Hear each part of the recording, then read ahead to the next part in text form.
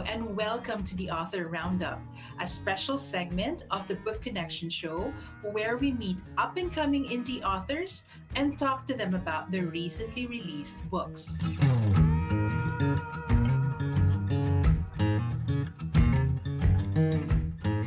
Welcome to the Author Roundup. I'm your host, Jenny.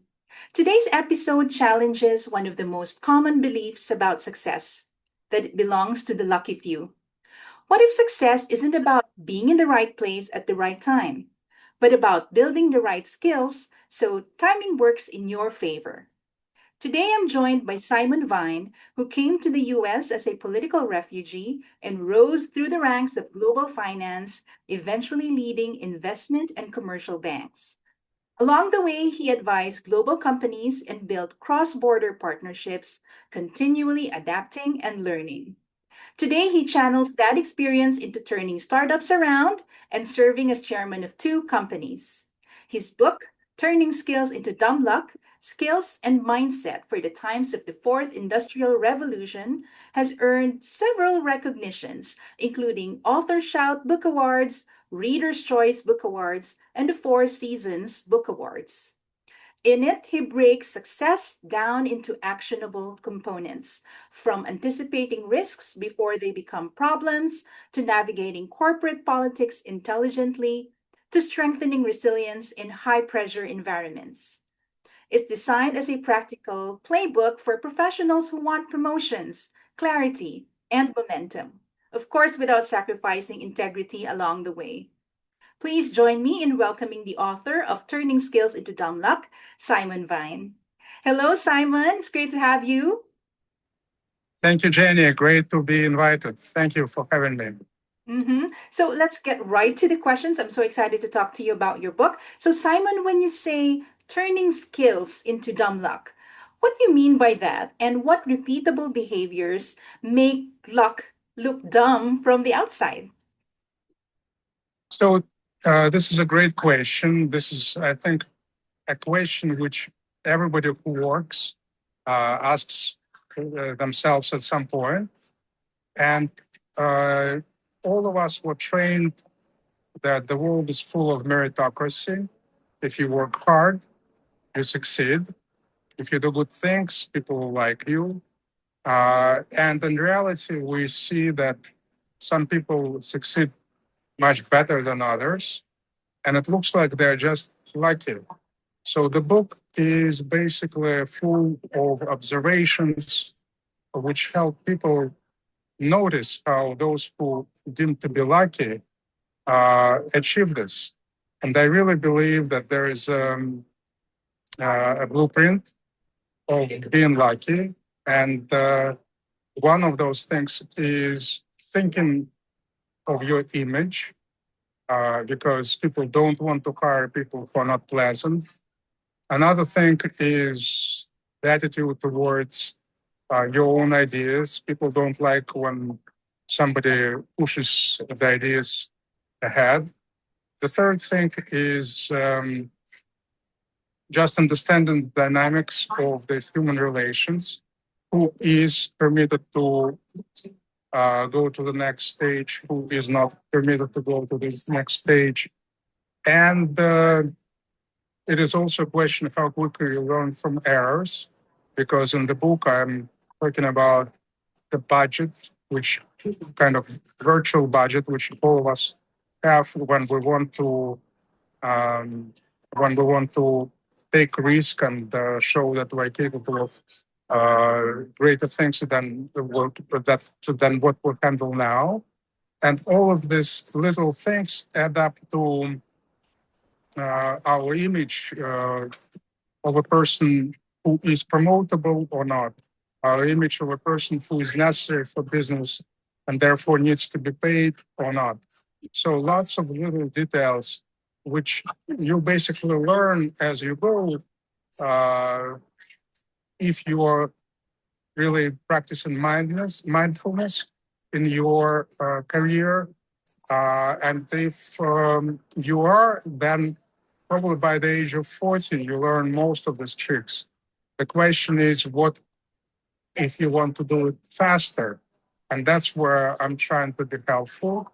Effectively, what I'm saying is that all of us think of others for lucky, often undeservedly. And I claim that by using some of the observations I share, people will be able to replicate them. And then others will think of them that they're just lucky.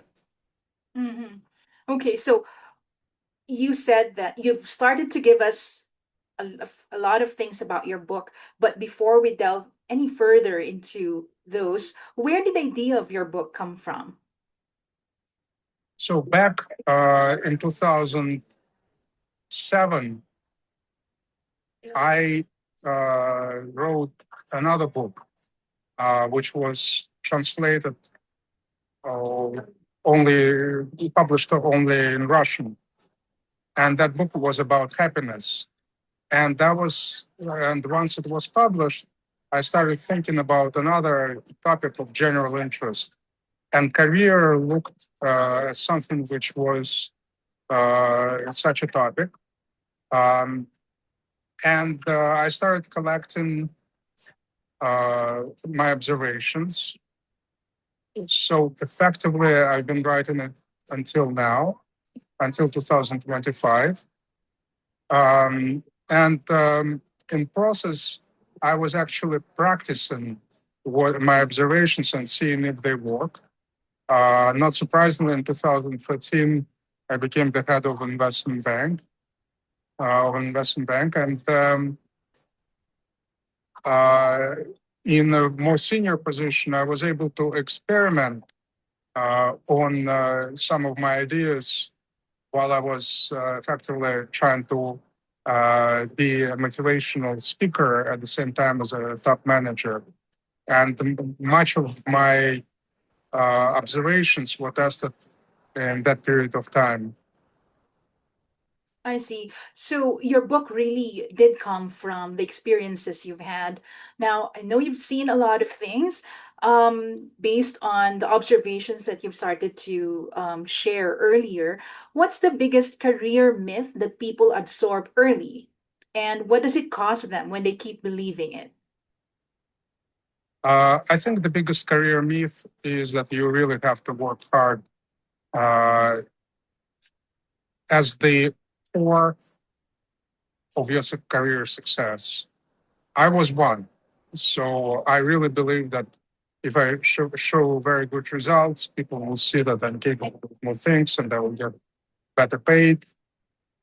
Um, and I've seen many people, many talented people who were super motivated and they put everything into their daily work. They were meticulous, they were creative, and they couldn't move forward.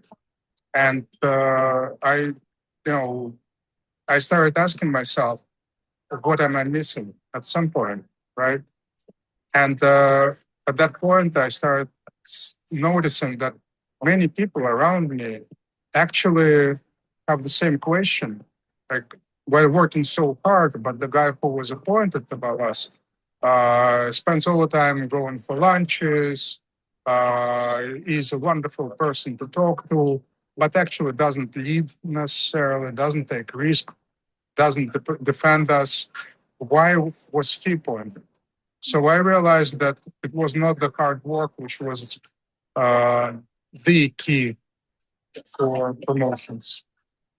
And I still believe that this is an extremely important um, way, it's a tool to be employed and to be successful at your job.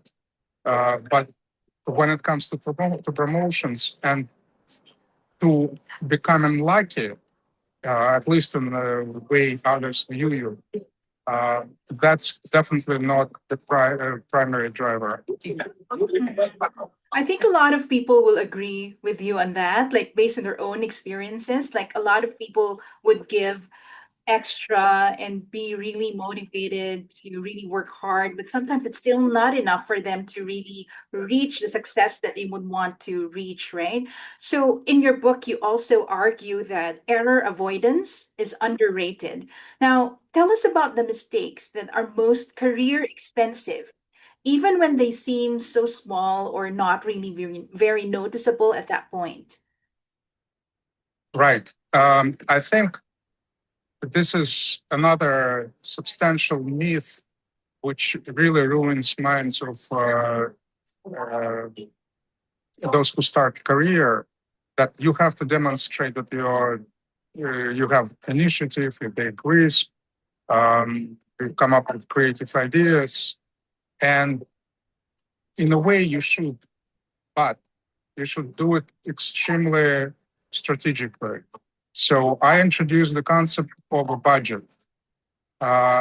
Imagine yourself having a budget, and every time you take risk and you um, reach a positive result, your wallet increases, and you can spend this capital to take more risks. But if you lose and you lose consistently, your budget for risks goes down.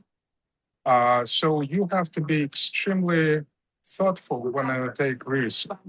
And one of the types of risks which you shouldn't take at all is a basic operational risk, where you do something incorrectly because you didn't ask a question or you were not in the mood.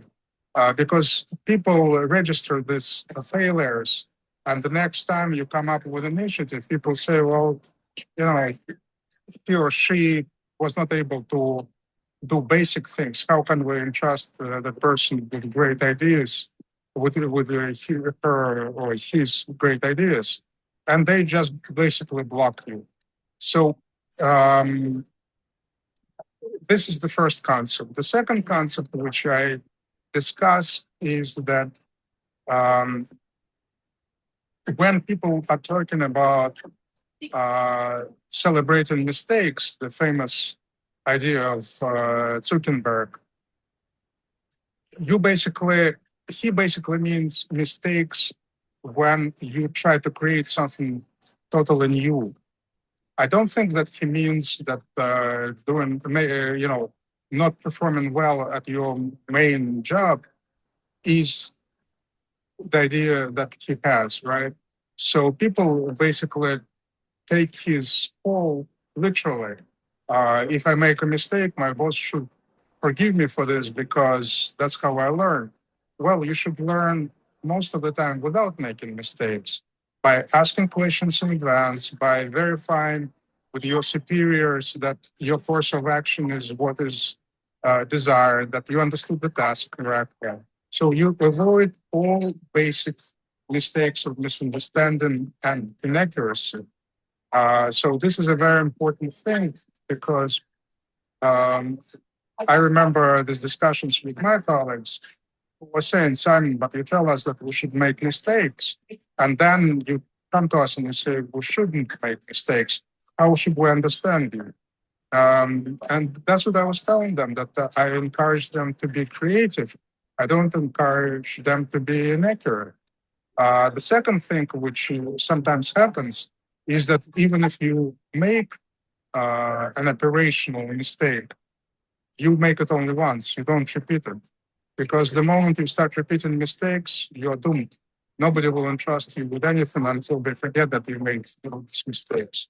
So all these little things are very important in the treatment of your capacity to take risk, and in your capacity, in the trust which people put on you when they allow you to take risk. Mhm. I see. So I like the way you put it, that you have like a budget and then that you compared or you differentiated what it is to be creative and, to be not to be. inaccurate. Now, you said that, people have been asking you about those two things and they have been asking for your feedback. Now, tell us about seeking feedback. How do you get feedback without becoming defensive or getting crushed by it? Um, one of the wonderful advices I read when I was preparing for the book was advice of a Buddhist monk who basically told his student, when when you get angry, uh, tell yourself, thank you, teacher. So every time somebody gives you a feedback, and normally, to be honest, feedback is unpleasant. People don't tell you, oh, you can do something better. They only say, we trusted you and you blew it and you're a bad person and this and that. So when you see that, you basically uh, get irritated. And that's the moment when you should uh, basically understand and realize that you are actually getting feedback and you should be grateful for this. So that's a very important thing. How to understand when you're getting negative feedback, to recognize it as such. And the second thing, to calm yourself down and think what the person said or meant to say. Because sometimes people say something irritated them, but they don't know exactly what, and they just show irritation. And you have to go back to and replay the situation and say, well, he said that I did this wrong, but maybe I did something else wrong. And do it completely without any emotions, like, when you are in a class. So I think it is very important to notice specifically negative feedback. Um, and you have to be hunting for it because sometimes the feedback comes in a verbal form, but sometimes the person just looks at you in a funny way. Um, or sometimes it is a situational awareness that you thought that people would say that you did something very well and nobody said anything. So you can say that they're not grateful, but you can take it as a feedback. Um, this is probably one big um, um, direction of learning how to work with feedback. And there is another one which complements it. You shouldn't go back and ask questions until much later. So somebody told you something negative, you should wait for 2 days, maybe a week. Wait for a moment when you can go back to a person and just, invite for coffee and say, listen, I thought that what you said was very valuable. Could you please explain what you saw? And in this way, you sort of open yourself doors to feedback because I tried like going back and forth asking for feedback. Um, and normally people don't give it. And then you get 360 where people say something negative about you and you don't know from where it comes. You cannot even reconstruct the situation. And this is just a sign that not that people don't like you, but a sign that you didn't learn to read the signs that it is a feedback, take it. It is a feedback, wait for 2, 3 days, ask a question. I see. So, from what you've said, I can say that it really makes a big difference as to how you would accept the feedback that you will be receiving, right? And earlier, Simon, you talked about the biggest career myth that working hard should be enough to get you towards success. Now, Tell us about the difference between being good at your job and being selected for promotions, because it doesn't always follow, right? Like, not just because you're good at your job, it doesn't mean that you're going to be promoted right away. Now, tell us about that. Yeah, totally. So you need to play a lot of games to get there. So people take it literally and say, well, does it mean that we really need to go and kiss somebody's behind to get somewhere? Not at all. So you need to strategically use your team. Nowadays, um, one thing which is very important to understand is that the patterns which were offered uh, in the past don't work anymore. Gen X patterns of reaching success are different than Gen Ys and uh, current generation. Right now, you really have to be extremely communicable, extremely liked. You cannot afford any negative reviews. So one thing in the book I'm talking about is that you really have to um, promote your ideas in a very particular way. Again, where we live in the world which where the startuppers are celebrated and they're subconsciously we think that they come up with great ideas, and we really believe that we also need to come up with great ideas and demonstrate that. And one of the things which I'm discussing in the book is that ideas are very dangerous because once we fall in love with our ideas, we actually forget to listen to others. We forget to give credit to others. So, on the one hand, we are told that we should demonstrate our creativity. On the other hand, we should leave the space to many others and acknowledge their results. So, another thing is how you deliver a message. And this is related to the concept of ideas. Many people want to get the recognition for a great idea, but in many situations, you need to achieve a result rather than share the idea. And in that, you may ask others to deliver your idea and give them credit. So it is very tactical. You really need to think every time you do something where you feel that you are about to win, and you need to say, wait a minute, how will I do it in a way that will solidify my relationships with people rather than make them feel that I am smart Alex and they will be annoyed with my achievements. So these are little things which I really believe are very important in the way you present yourself, you present your ideas, in the way you talk to people, how courteous and cordial you are. All of this is extremely important, rather than just working hard.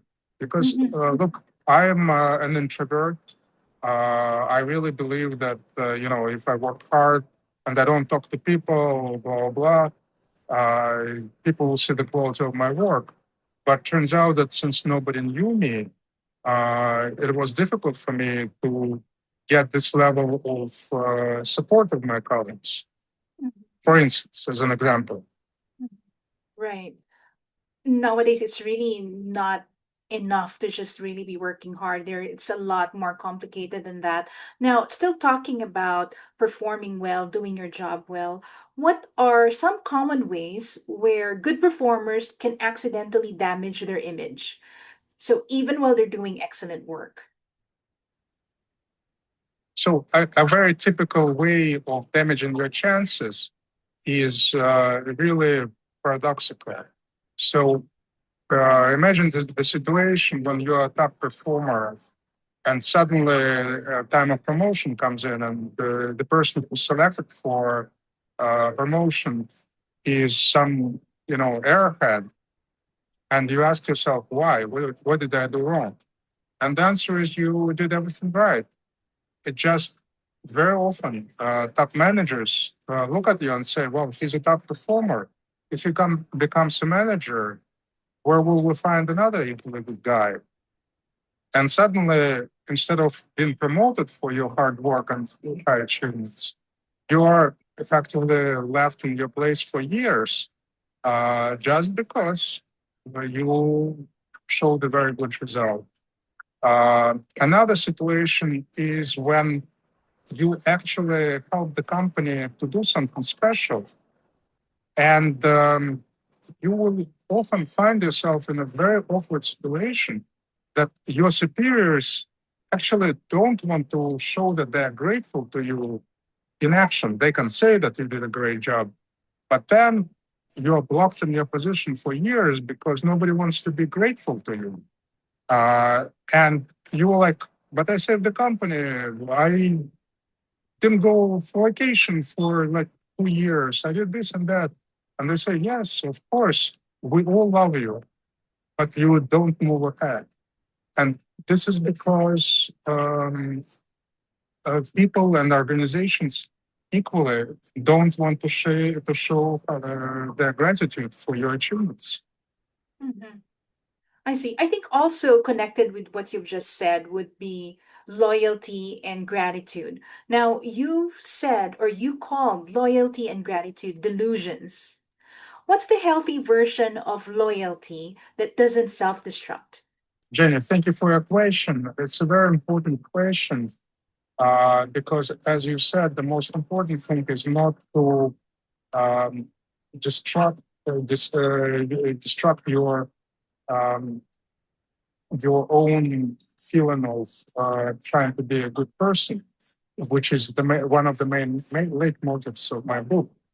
You really have to preserve your ability to love people, to trust them, to work with them, while being very protected. And that's why it is very important to have this feeling of loyalty, have this feeling of gratitude, but know how realistic it is. Because when people show their bad side, you don't get destroyed. You don't question yourself. You don't think that you have to be as nasty as them. So I really believe that the healthy uh, building this healthy attitude starts with the realization that corporates tell us that, and bosses, small businesses as well, that we're very important, but then they can still fire us. It is a big challenge.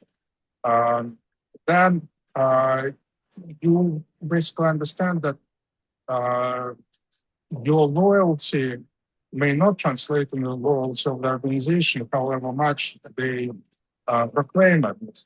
And it is very important to also understand that while we're cynical about the organizations and companies, we also have to remember that loyalty, the feeling of loyalty makes our life much easier.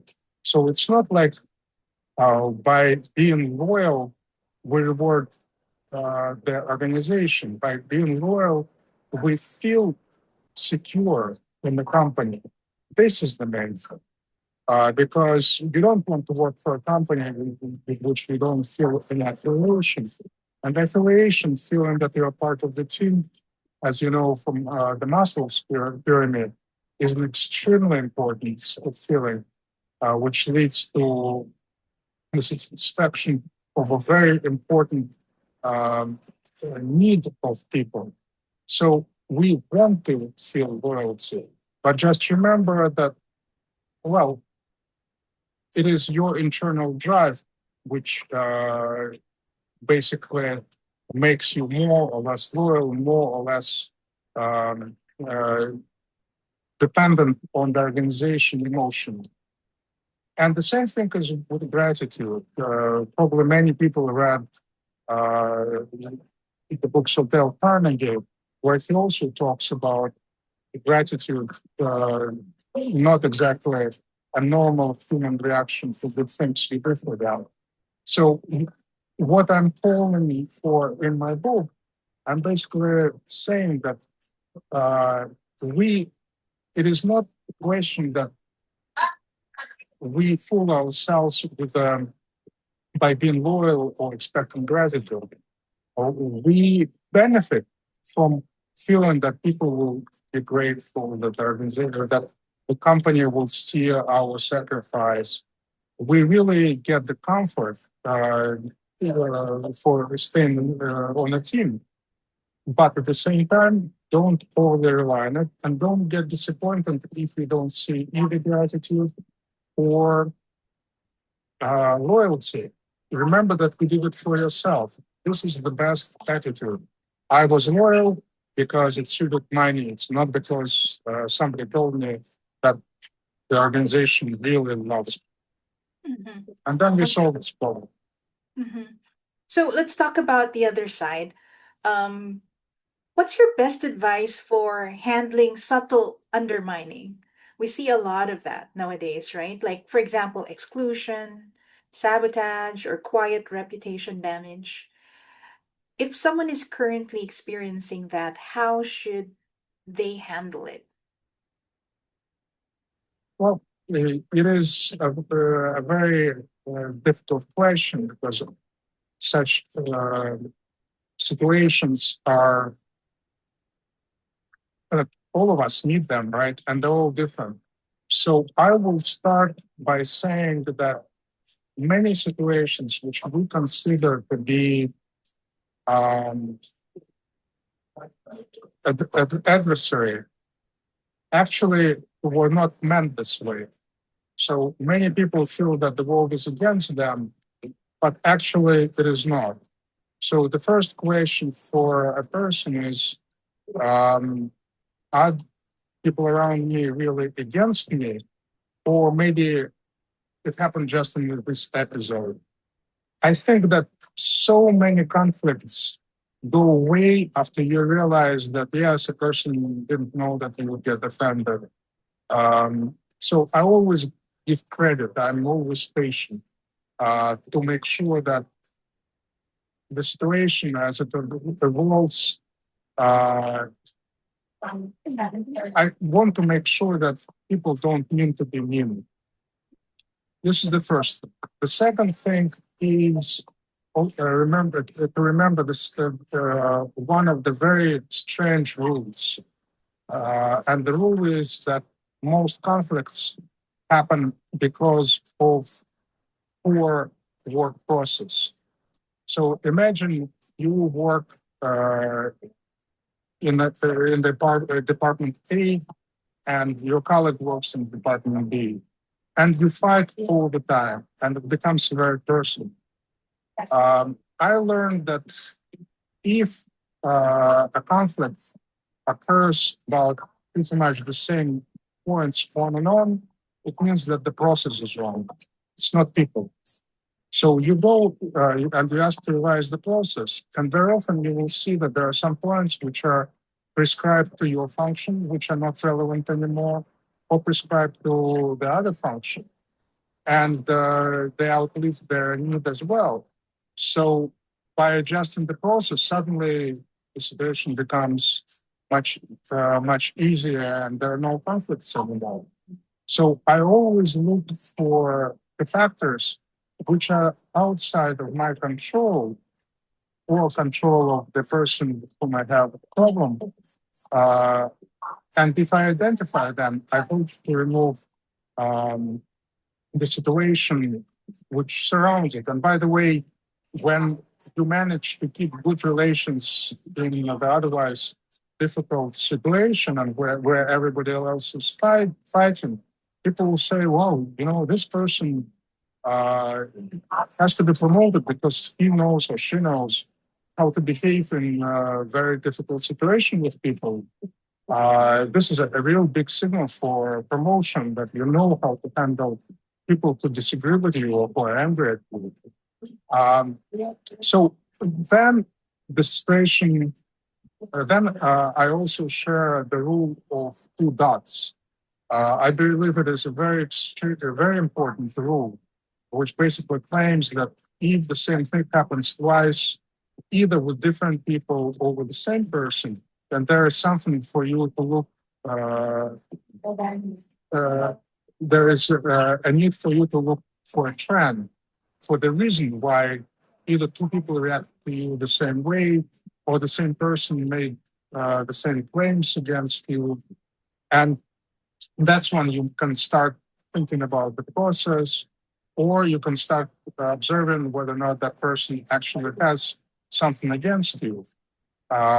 And this is a very important rule, the rule of two dots, because it's an early warning system. You don't need to repeat the same, to be generous all the time. You just notice that something happened. And as I mentioned, you can pull the person aside at some point and say, listen, some strange things happen. Uh, did you notice that you did this and that to me? And very often people will say, oh, I didn't realize that that's what was hurting you. But nevertheless, this is when, if you don't, when, if you don't get this positive response, sorry, I didn't mean to, then you know it's real. And if it is real, then you have to start building defenses. And I talk about defenses in many places in the book. And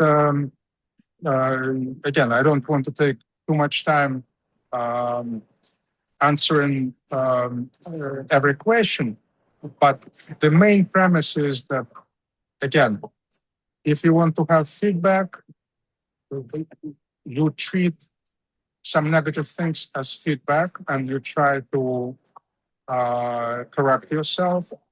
If you give people a chance, very often they will tell you that they didn't mean to.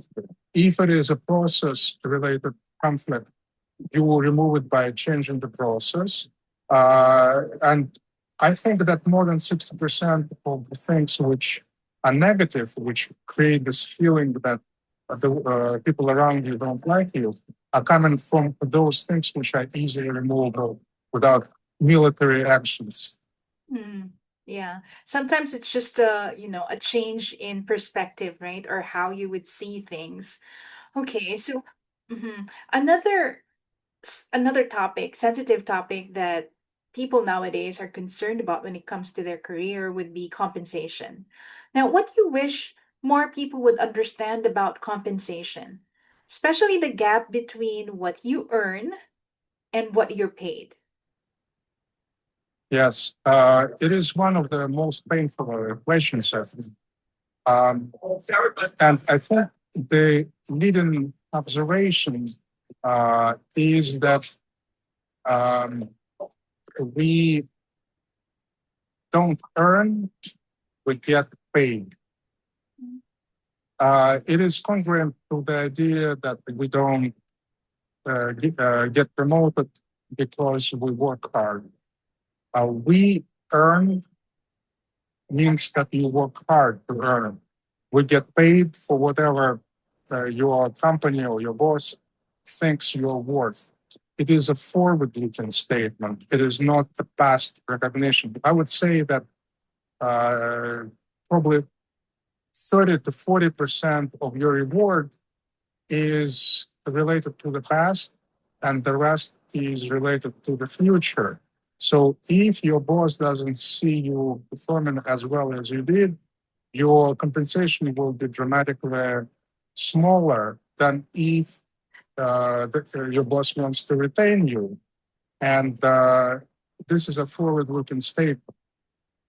And this is a very important understanding. It sounds as very simple, but it is not. It always focuses you on the demonstration of your usefulness in the future, not a grievance that your past performance was not appreciated correctly. That's the explanation of the term and of this rule. And then you need to basically build your compensation policy around creating this image of a person who is really needed. and living up to this image, of course. That's very interesting. Um, okay, that's going to open up, a lot more topics, but there's one thing that I would like to ask before we move on to the other aspect, which is about you as an author. If someone realizes that they are in a toxic environment, how do they protect themselves short term while planning a smart exit from that toxic environment? So I really don't believe that people should stay in abusive marriages just because they have kids. I don't think that people should stay in abusive environment just because um, they don't like it. But life is not so easy because sometimes in the abusive environment you make much more money. Sometimes in abusive environment you learn a lot more.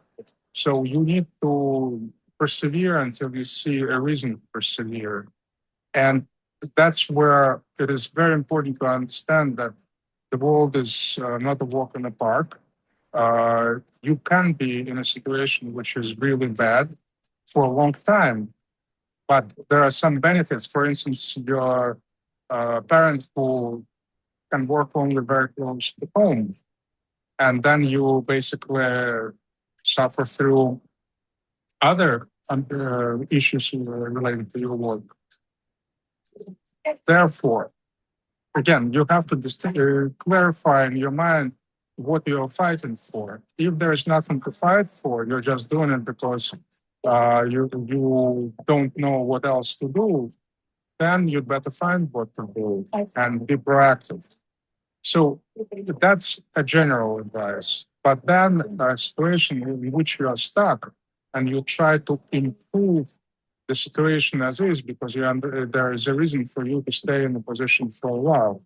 So I really believe that we have a, we always have an opportunity to change ourselves before we change others. And that's why my suggestion would be to start using different tricks to reduce your reaction to the outside world. Somebody did something wrong, well, that's his problem. Somebody was abusive, well, try to let the person know what you think about them, but without being irritated because many abusive people are passive aggressive. The moment they see that what they do get to you, they actually become nastier. But if you react as if nothing happened, then people may find other targets. Sometimes you basically need to tell yourself that it's not your problem altogether. The person is going through a difficult divorce or a disease, or somebody dear to him or her. And in these situations, you basically need to practice, generic forgiveness. One thing which I always told myself in these situations is like, however bad the situation is around me, I shouldn't become nasty myself. And I quote this old Vedic Indian proverb that when you kill a dragon, you shouldn't get marred in its blood, meaning that, yes, you have to fight, but you shouldn't become a dirty person and decide you shouldn't allow yourself to think that you can use now dirty tricks because others use dirty tricks. There are plenty of things which you can do using some patience, of course, which will be quite effective as a defense or offense tool, not only patient, but it shouldn't happen that you become cynical and you say, well, the only way to succeed in this world is by being a nasty person like other people. Stay cool. Don't blame it on yourself. Don't blame it on others. Life is as it is. You finish your work and you can be whoever you want and choose with whom you are. So that's what you start with yourself, with your own attitude. And very often, when people see that you keep cool, that you don't bend, they slowly kind of ease on you. If not, yes, you can use some tactical tools which I discuss in the book. But again, uh, you can fight without becoming a bad person. Yeah, I think that's one of the main points of your book, right? Like you can Yes, still stay true to your values, to your principles while navigating all the challenges that may come your way as you build your totally. career, right? And those are very good points, Simon. But we would also want to talk to you about your journey as an author. Tell us how long it took you to complete your book, and if you can share some of your experiences while you were writing your book. Yes. I started in 2007. I published it in 2025. Actually, I published the first version also in that in 2014, I think. And all this time I was collecting new ideas, observing people, reading a lot of literature on these topics, reading other writers, uh, actually practicing my advice about feedback, learning how to take it with a smile, being cool without getting emotional, even if I felt it was unjustified. And uh, in a way, I tested all the principles which I showed. There was nothing which I came up with just because it was a nice idea. And uh, it took me time testing them, and then it took me time to putting them on paper. There are different ways of writing things. I prefer to write in short chapters rather than give lengthy semi-philosophical questions, share my experiences. Um, I believe that people can understand everything very quickly because everybody is in the midst of it and they understand, they can recognize most situations. So part of my challenge was to uh, describe everything in a very succinct way. Um, and it took some time as well. And you may laugh, but it took me 2 years to come up with the name of the book. Initially, I thought it would be success or something like that. And I realized that it is a very boring. Everybody wants success, but nobody wants to read about success. And the name itself is very pretentious. So it took me 2 years to come up with something which would reflect the content of the book and still time with the fun. Yeah, and then at the same time catch everyone's attention right away, right? Totally, totally. Mhm. So you've won a lot of awards already, and your book has been out for some time now. What's the nicest feedback or review that you've received about your book?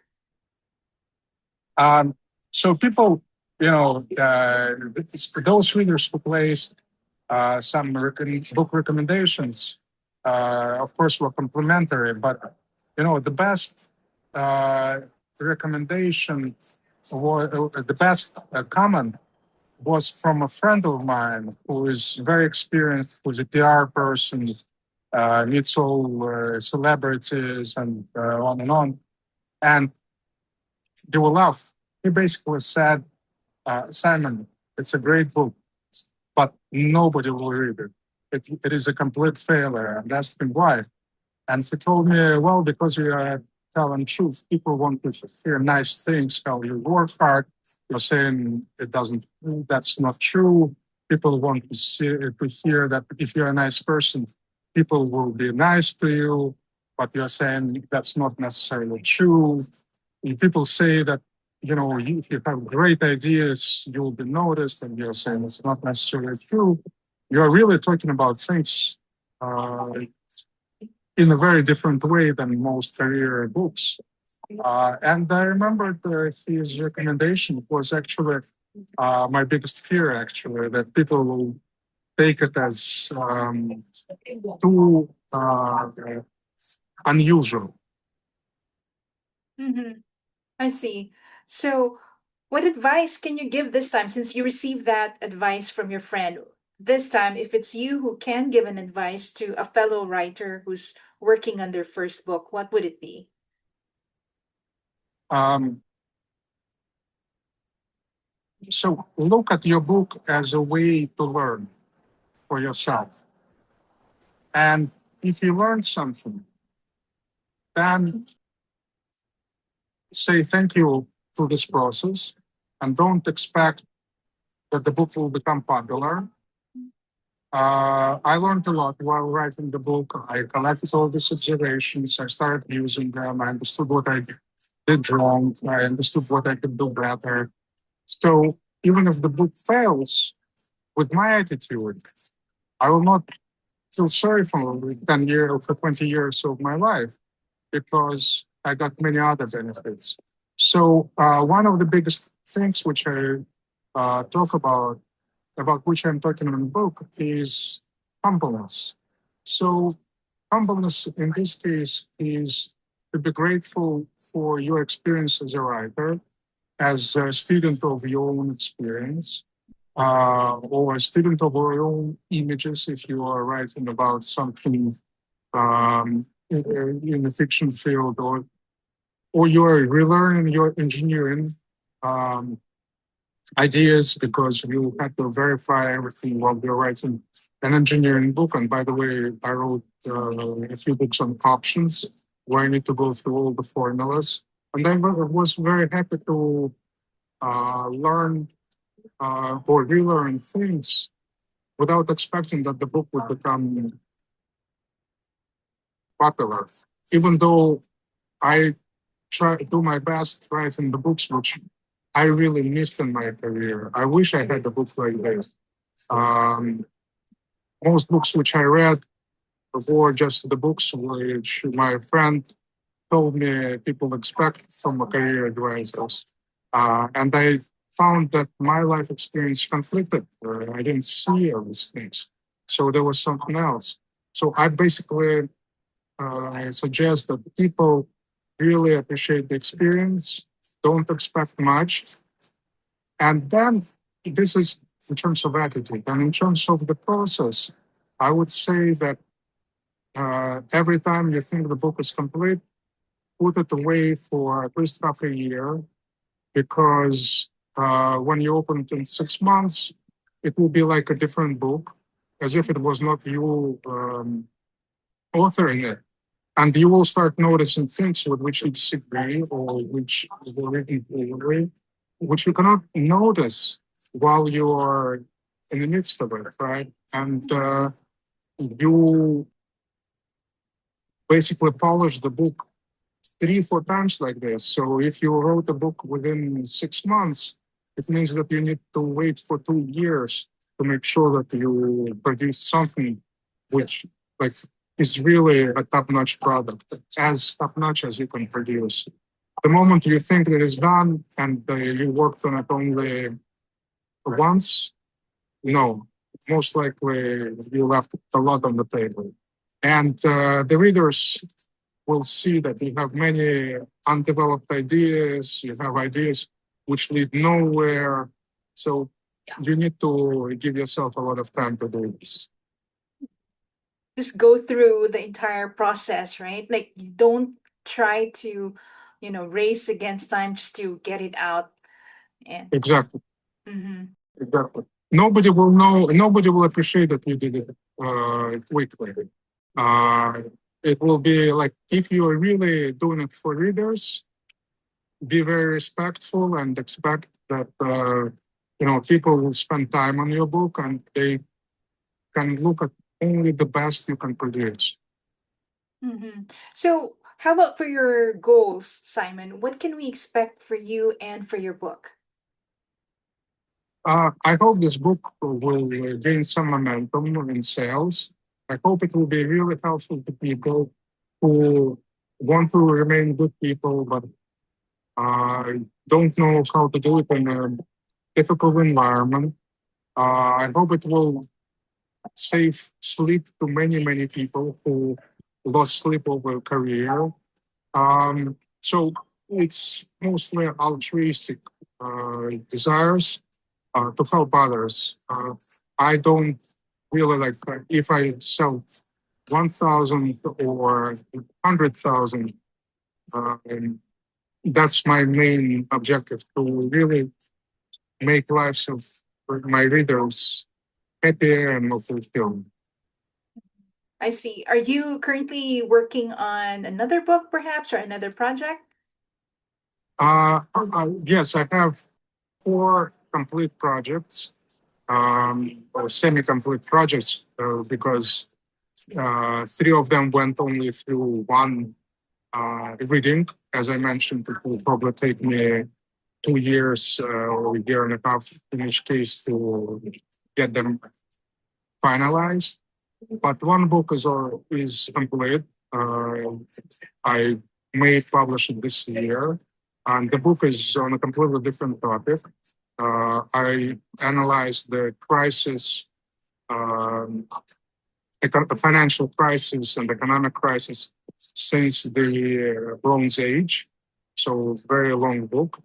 And one of my topics, one of the things on which I focus is the climate change, because I really believe that it's a major issue, and I want to, give my readers a perspective what actually happened historically in this very important topic. Mhm. So we'll wait for that. We're so looking forward to that, Simon. As we wrap things up, please share with our audience how they can connect with you online. It can be through your website or social media, and of course, where they can get a copy of your book. Uh, they can talk to me on LinkedIn. I also have a site, www.simonvine.com. And they can buy the book on the site or in most stores, including most online stores, including Amazon. Okay, thank you, Simon. That completes another insightful episode of the Author Roundup. Again, thank you, Simon, for sharing your ideas and insights. Your journey, it's truly inspiring. And of course, your book, Turning Skills into Dumb Luck, it offers such practical, actionable guidance for anyone who's looking to accelerate their career and, of course, still staying true to themselves. So, to our audience, if you want to learn more about Simon's strategies, you can get Turning Skills into Dumb Luck in softcover, hardcover, or ebook through Amazon.com, BarnesandNoble.com, Archway Publishing's online bookstore, Simon's website, and of course, other resellers. Thank you to our viewers and listeners for joining us. We appreciate you tuning in, and we hope today's conversation leaves you motivated to build your skills, take control of your career, and turn challenges into opportunities. We'll see you on the next episode of the Author Roundup.